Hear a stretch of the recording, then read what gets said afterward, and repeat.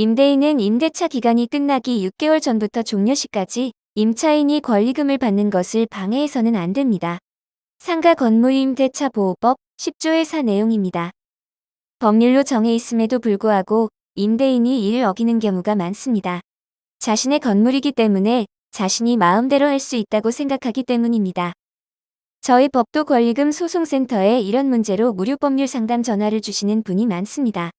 이럴 때는 내용 증명부터 발송하여 증거를 확보해 두어야 합니다. 권리금 소송을 준비하는 것입니다. 정확히는 임대인 때문에 새로운 세입자에게 권리금을 받지 못했으니 손해배상 청구 소송을 하는 것입니다. 임차인도 법을 모르면 수가리만 하는 경우가 많습니다. 자신이 건물에 들어올 때는 권리금을 주고 들어왔는데 나갈 때는 권리금을 못 받게 생겼으니 밤에 잠이 오지 않을 정도로 걱정만 늘어갑니다. 이런 분들이 저희에게 전화 주시면 명쾌한 답변을 얻고 입가에 미소를 짓고 돌아갑니다. 법을 알고 돌아가기 때문입니다.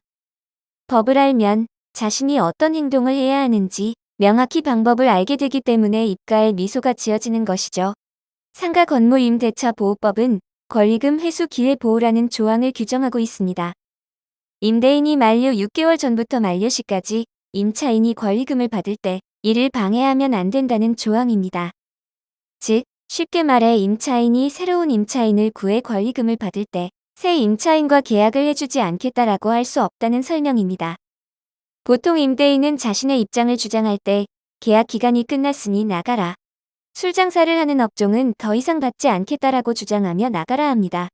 권리금을 받겠다 해도 자신의 입장만 고수할 뿐입니다. 이럴 때는 내용 증명을 발송해야 합니다.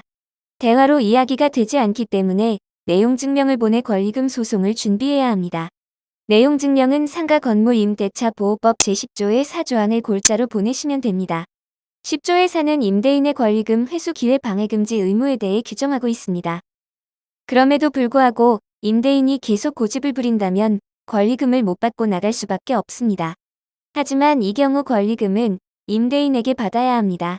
권리금 소송을 해야 하는 것이죠.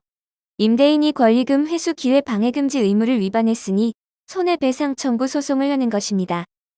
법률은 손해배상액에 대해서도 규정하고 있습니다.